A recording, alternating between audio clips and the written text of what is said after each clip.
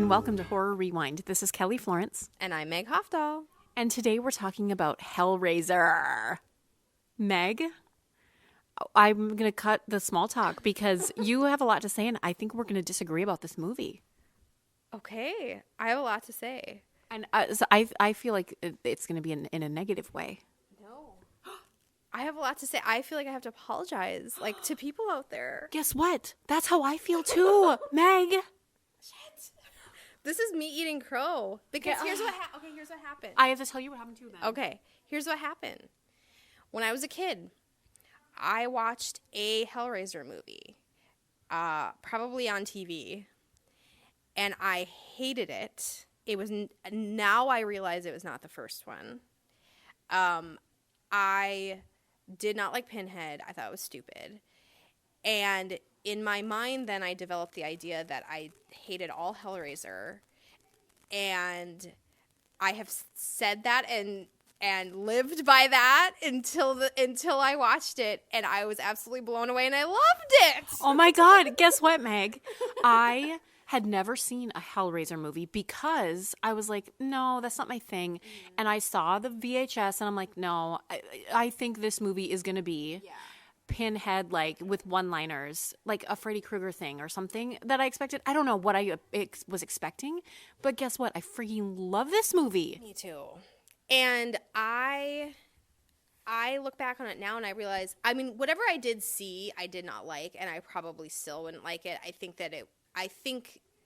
Here's the thing. If I've learned anything, it's that I'm not going to make a decision until I've seen something.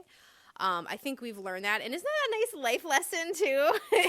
It works with Pinhead and it works with everything. But I am definitely willing now to, and I don't know if things get at the way that they had, that I had seen, whatever sequel that was, I don't know how I'll feel, but I'm willing to try, because if I sat here right now and said, well, this is amazing, but the sequels probably do suck, then I didn't learn anything, did I? You know, and it was funny because I remember when I said, okay, we're going to watch Hellraiser. I'm going to pick it because I've never seen it. And I think I knew that you had never seen it, but I was like apologetic about it. I'm like, sorry, we're going to watch Hellraiser. No, I was just like, oh, fine. And I literally started it in an afternoon thinking, okay, I'll just watch an hour. I'm just going to watch the first hour and then I'll like finish it later. And literally I could not stop watching it. I was like, I have to watch this whole movie right now. Like, I knew at any moment Fox was going to come home from school. And so, like, I literally had my finger, because, I mean, there's a lot in this movie. I had my finger over the pause, because I'm like, if he comes in and sees any of this, his head will explode. So I was blown away. I loved it. I am going to tell you some facts about this. And I'm glad that you feel the same way I did. I didn't know, because I feel like you had this, like, hatred for it and I don't know, I didn't know for a good reason or not. Apparently not. Well, this movie came out in 1987. It's 68% on Rotten Tomatoes. Had a budget of $1 million, made $14 million at the box office. It was written and directed by Clive Barker, and it's based on his novella, The Hellhound Heart. Have you read a lot of Clive Barker? No, I'm embarrassed to say I haven't, although I have to tell you now I'm kind of interested in delving into that world. I think it's cool that he, from the standpoint that I'm a writer, I think it's cool that he is a writer and that he was able to, like, develop his work into movies on his own and write them on his own and, like, really keep his babies. So that's pretty cool. So he is a writer, and he wrote a lot of books and plays. He was very much into theater, but he hadn't directed. But he was able to, I mean, obviously come through. And he's only directed 6 films in his whole life. Some of the ones that I recognized, Nightbreed, The Midnight Meat Train, which is kind of recent, Candyman, which we'll be rewatching later this or next year, I guess, Lord of Illusions. And I've seen all of those. And there's 9 sequels to Hellraiser. But Clive Barker, I mean, master of horror and openly gay. And I didn't realize what an icon he is for the LGBTQ community. And, like, Clive Barker, you go. Yeah, that's awesome. I didn't know that. That's really cool. I don't really know that much about him, to be honest, because I think sometimes, like, this is just a great example of, like, and I think we're all guilty of this, or maybe I'm just saying that to make myself feel better, but I think it's a great example of judging a book by its cover. And I saw something with Pinhead in it, and I didn't like it. And like I said, I probably stand by that. Whatever it was, probably was bad. But it sullied everything for me, and like what a mistake that's been, because I enjoyed the heck out of no, I enjoyed the hell out of this movie. Thank you. So, getting into the movie itself. This is another movie where a man buys a house without the wife seeing it first. Don't do that, you guys. Like, unless, I don't know. Like, it's funny because it happens in horror movies and romance movies. Like, this is a trope in both of those things. I mean, just don't do it. So, speaking of that, I read this was in the romance trope. I read an article about somebody was arguing that Jim from The Office is actually a jerk. And one of the things that they cited as him being a jerk is that he bought his childhood home without Pam knowing. And that, like, it was like surprise. And that, like, no, that's actually not a romantic thing to do. Yeah, I mean, it's funny because they've been playing Office a ton on syndicated on Comedy Central, so I'll have it on. Sometimes it's a nice like background show when you're cleaning or whatever. And I saw that episode, or series of episodes, and I was like, oh man, I'd be so mad at Luke if he did that. But at the same time, it's like one of those things where it's like it comes from a good place, but is intent irrelevant? I don't know. I don't know. How would you feel? No, I don't think I would like that. I mean, buying a house is something you should do together because you're going to be living there. What if you don't like it? Yeah. I mean, unless you like buy some ridiculously perfect house, I just don't do it. And besides, this is what happens is you end up like getting the Cenobites in your house. Yeah, there you go. So there are a couple of sexist things happen right away. I mean, it was the characters, but like the husband or somebody's implying that the wife needs to go get them beer, and then the daughter immediately gets harassed by the movers when she comes in. Yeah, I had that cringe moment where it was like all the movers are like, "Ooh," and it's just like, it just brings back being a woman and being in those situations and just feeling icky and ick. It's funny. There was a line. The dad tells the daughter to be gentle with the stepmother because she hates moving. But who enjoys moving? Yeah, that's not a personality trait. That's like literally everyone. So then I thought that this was an interesting plot that the wife slept with her brother-in-law and like that whole thing.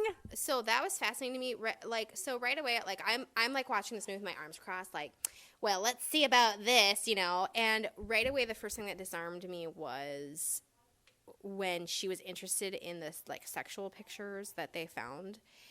And right away, I was intrigued by her then, because I'm like, this isn't. She's not like some lady who's like, oh my god, and dropped the pictures and is like, ah. Like she had the opposite reaction that I thought she was gonna have.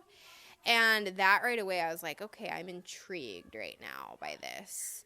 And then that was really the doorway into finding out that she had had this affair with her brother-in-law. I mean, these, like you say, flawed, complicated women who are, that's interesting. That's more interesting than I'm this perfect person. Well, and what I appreciated about her is you could really write her off as a villain. I mean, obviously, she ends up doing some really awful stuff. But Clive Barker also gave her love for her husband, even in the face of just absolute horror, and that she had made some really bad choices in killing people and all this stuff. She still had love for her husband, and I thought that was the right way to go about it. I felt like it gave her depth, and it was not taking this woman and making her an archetype. It was really giving her, even though she, she could easily have slipped into evil stepmother, and she really is in a lot of ways, she still was human. Yeah. I was so layered. I loved it. And okay, the blood dripping, and this thing starts to grow out of it, and it ends up being like this creature, which is Frank, the brother-in-law. But it was terrifying, and the effects were so good. That's when I was like, okay, maybe I like this movie now. I very reluctantly rolled my eyes and was like, okay, that was awesome when he grew up from the effects. And also, not just that moment, but as it goes through and the way he's dripping and how gross and nasty he is. And when he touches her with his nasty, gross, like skinless hands and everything. Oh my God, I loved every little moment of it. It was so horrific and almost absurd. It was perfect. I loved it. I have to talk about Frank a little bit. So his makeup for the actor, it took 6 hours to apply each day, which we know our friend, our mixologist, Lisa, was a living statue on the show Manifest, and that I think took 4 or 5 hours. And so, I mean, it's intense. Yeah, I mean, I can't imagine being that patient while people put makeup on me, but I was very, for the time, and assuming they didn't have the world's biggest budget, I was very impressed with Frank. And might I add, he must have been really good in bed, because she really goes above and beyond to get that man back. Yeah. And okay, something interesting about Clive Barker, I think he said this about just his work in general, but I think it applies directly to Frank. Clive Barker said he wanted and he wants monsters to be able to talk about their situation and their side of the story. And a lot of times in horror movies, we don't get that. We just get the protagonist, but we're not hearing from the monster or getting their viewpoint. What do you think about that? That's really cool. And also, too, she ends up in a lot of ways being a monster. She, like I was just saying, she has that human element, but the main character of this movie really is a monster in a lot of ways. And so we get to see things from her perspective. But from Frank, yeah, I think we do get to kind of see maybe behind the curtain more than, I mean, he certainly is not like a silent Michael Myers Jason type, right? Like he has things that he wants. We understand his goals. We get to sort of see what provokes him to make choices. So I love that idea. As a horror writer, I love that idea of exploring the psychology of that person. Because really, isn't that who we're there to see? At the end of the day, the monsters who we're there to sort of understand. Yeah, I think it's great. I want to read a couple of quotes that I found about Clive Barker and Hellraiser in particular. But Marco Lanzagerta wrote in Horrors in the Closet that Clive Barker pushed boundaries of metaphoric representations of non-heteronormative sexual identities in this movie and in his others, and explored these themes of sadomasochism. And I had no idea, like, that what this movie was. No, it was funny because I actually could see, I don't know if you noticed this, but I could see visually that he liked Dario Argento movies. Like, I was like, he's a fan. I can tell just by some scenes, his use of color and stuff. But there's also that great scene of when we are flashbacking to her having an affair with Frank, and her husband hurts himself on a nail, which is very similar to, I think, was it Inferno where that happens? And it was that pleasure pain thing. And then obviously that's kind of the whole concept of this. I don't know. What is that box called? It must have a term. Yeah. I'm sure. The puzzle box. The puzzle box. Obviously that sort of like entered this world of like pleasure and pain, and like where is that intersection, and how far do you go with one to make the other, and all that stuff. So he definitely brought that to the surface, and yeah, I had no idea that was a theme or was going to be a theme.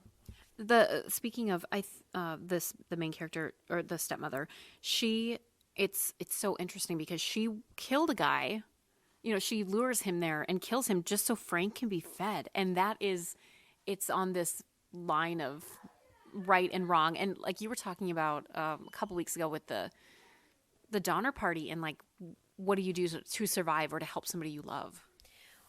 And I think that's what's so fun about, there's almost an interactive nature to that too, where it's like you start to think, if that was my husband in that situation, and he didn't have any skin, and he needed to eat somebody, what would I do?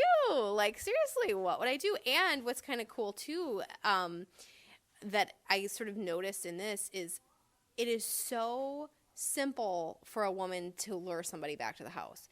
Men have to work so hard. Like, think of, like, all the work, somebody like Norman Bates has to go through. And, I mean, she literally in 10 seconds can get some horny guy back to the house. Yeah, it's true. Oh, the speaking of the horny guy, his dead deflated body is pretty gross. There were so many great, yeah, deflated, like once it's sort of like sucked on, or I don't know what that guy does. And oh my gosh, and then just the brutality of like her hitting these guys with the hammer. Oh my God, up in this attic room, and Frank's like waiting in the corners. It was so. I was watching it and I was just like, this is a perfect horror movie. I love this. This is great. And honestly, like, I don't know what the sequels are like because I haven't seen them. But honestly, I thought the whole movie, what I imagined Hellraiser was going to be was lead Cenobite, the Pinhead, just going around like I said, with one-liners or something. That is not the movie. No, I definitely, and I don't know. I was trying to kind of explain it to Luke, and I was saying like, I feel like maybe this is sort of like Friday the 13th, where the first one is like way different than the other ones. Like, I don't know. I'm going to be careful now. I've definitely learned not to just write things off. But I have the sense that maybe Pinhead and the Cenobites become a much stronger part of the sequels. I don't know. And if that's the case, I would say about this movie that the Cenobites, like the weird licking guy and stuff, were probably my least favorite part of it. And what I loved about it was the story of this family and this Frank situation and all that. Like, that's what I loved about it. Mm-hmm. I certainly didn't come out of it going, I love Pinhead. Right. But I came out of it saying, I loved that movie. So the scene where they hung Frank upside down and he was being spun, the actor actually threw up during that scene. Can you imagine? Oh, I hate throwing up. Like, I will do anything not to throw up. So just thinking about being in like a work environment and having to do that's awful. A couple other real life things that happened. The maggots. Do you remember the maggot scene? They apparently got stuck in real life in her bra and jeans, and she was pretty disgusted by that. I would be. Yeah, that would be traumatizing. They do use bugs several times in this movie. Like in the beginning, I remember them using bugs to kind of creep you out, and it was kind of just unnerving. And I mean, maggots. That's pretty easy. Ew. I noticed too. The stepmother put her arm out, and it bent like your arm does, Meg. I didn't notice that because you know what? It's normal. So if you ever met Meg in person, like her elbow goes the other way. It hyperextends. Yeah. Hyperextension. Okay, I'm skipping to the end, but let's go back. But the climax doesn't get taken away from the female lead. He even tries to get the puzzle box from her, and she slaps him away. Yeah. It was like, no, you're not taking my climax. Yeah, no, it was great. Like, I was really pleased with how it all went down. And, I mean, of course, and by the way, it was awesome how he took on the face of her dad. And so she was talking to him and didn't realize, but there was like all this nastiness. Like, it was just, there were so many great moments. I really want to watch it again. Like, that's the sign that I am starting to use, is time is so precious as we get older and we have so much going on. But if I feel the need or the feeling that I want to watch a horror movie again, that's a really good sign. And that's how I felt during this, especially because now I won't have my arms crossed for the first 20 minutes. Like, what is this shit? So yeah, that, and the climax, of course the quote unquote evil stepmother had to die. And might I add, she was an amazing actress, and you could tell she was very classically trained, and she was amazing. And apparently she's in sequels, which I don't know how they kind of bring her back in, but I would be curious to see. I thought it was great. I read this article and I took some notes from it, and I want to share. Elizabeth Pardo wrote this article called "Management Tips I Learned from Pinhead." And these are the tips. Train a great staff who believe in what you believe in. Never shirk on your promises. If you can negotiate a better deal, go for it. Always anticipate what the customer is looking for. Don't be afraid to be aggressive. Understand the customer's history. Don't forget where you come from. Don't let the imitators get away with it. And believe in yourself and your product. Oh, wow. I feel like this will resonate even more once we watch more Hellraisers. But isn't that hilarious? Yeah, I love that. And never shirk on a promise. That guy's serious. He's like, no, this is happening. So I like that about him. So I think, again, I'm sorry, Hellraiser and Clive Barker for not giving you a chance earlier. And I don't know.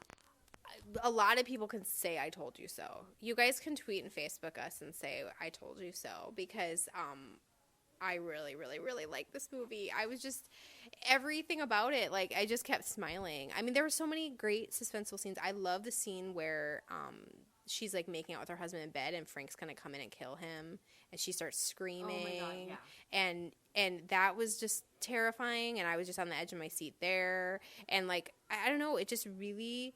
It brought me to all the places that I needed, which it had that complicated female character in it. It had, when the boyfriend came in, I was worried that dork was going to, like, do something. He was barely helpful at all, so that was great. So the women got to, you know, see this movie through to the end. The gore was excellent. I mean, it really hit all the pins that I need. No pun intended. Yeah. Oh, I didn't even mean to do that. I'm just, like, clever. Wow. So let's rank this movie on a scale of 0 to 10. 0 being you hated it, 10 being it's a perfect movie. What's our scale? The obvious thing is puzzle boxes or, like, pins in his face. But is there something that really, like, a deflated body or something that stuck out to you? Oh my gosh. What about that? What was with that creature that was, like, kind of, like, back, like, his butt went over, kind of like a scorpion? Yeah. And he, but is that too obvious? Or should we do the hammer that she would hit the suitors with? Let's do the lady hammer. So how many hammers do you give Hellraiser? I don't know what I would dock it for, other than I maybe the Cenobites were, like, a little dorky, but I give it a 10, because what else would I do? I mean, I enjoyed it. It made me happy. I was smiling. I was scared. It actually chilled. Like, I actually got scared. So 10. Wow. Okay, I wrote down right after viewing it an 8 because I loved it, but I don't know that it's exactly my movie. But I loved it. It was great. Yeah, I think for me, like, when we got to the point where she was, like, bringing dudes back to the house, hitting them with a hammer, feeding them to Frank, I was like, yes, please. I want more. Just show me 15 more of those. I loved it. I loved her. I loved it.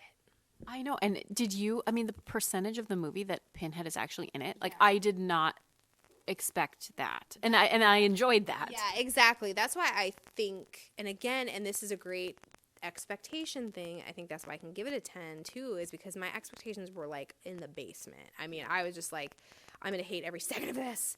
And yeah, I would love to do Hellraiser 2 now and just kind of slowly go through them and see if they're in any way as good. What is Clive Barker's, like, involvement, do you know, with the sequels? Let me tell you. So some facts about the sequels. Hellraiser 2 is called Hellbound. Hellraiser 2. Clive Barker does write that one. Hellraiser 3 came out in 1992. Hellraiser Bloodline, 1996. And Clive Barker was not involved in any of these now that I'm listing. 2002, Hellraiser Hellseeker. Hellraiser Deader in 2005. Hellraiser Hellworld, also in 2005. Hellraiser Revelations in 2011. And then Hellraiser Judgment in 2018. Clive Barker's not involved in any of them except the first 2 movies.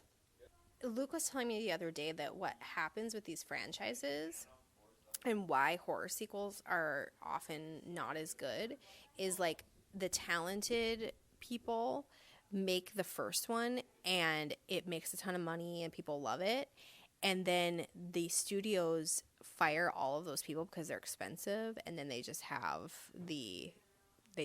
people who don't know what they're doing make the sequels. And I was like, that makes sense, you know, like, that kind of makes sense. Now, I'm not saying that's what happened here, but it's kind of interesting that he's involved in the first 2 and then not involved anymore. Yeah. I don't know. I mean, there certainly are a lot of movies here, and I mean, yeah, they've grossed over $55 million at the box office together. So, I mean, they're bringing in some money. Yeah, well, like I said, I'm very curious. I think we should try to do Hellraiser 2 at some point and see what it's all about and see if we transition into it being just like the Pinhead show or what. Yeah, I agree. Anything else you want to say about Hellraiser? No, just like I know it's cheesy, but like maybe this is just a good lesson in like taking that horror movie off the shelf, or we could go on a larger scale, but I'm only going to talk about in horror, or like that book that maybe you thought like you knew what it was about or whatever, and just maybe trying something new, cuz like I'm so glad that I did, and now I can be like, yes, I love the first Hellraiser movie. So, it was a really fun experience. Sometimes we have to push ourselves into things, you know. Yeah, get out of your comfort zone. Try a new food or vacation spot or new restaurant, whatever. Yeah. Little, start small. Well, we hope that you're having a great week, Horror Rewind listeners. Don't forget, you can find us on our website, horrorrewind.com, or Meg's website, meghofdahl.com. Also, make sure to visit my Etsy shop, Gothic Gifts, and all of our social media at Horror Rewind. Until next time, we'll see you in the horror section. Bye all.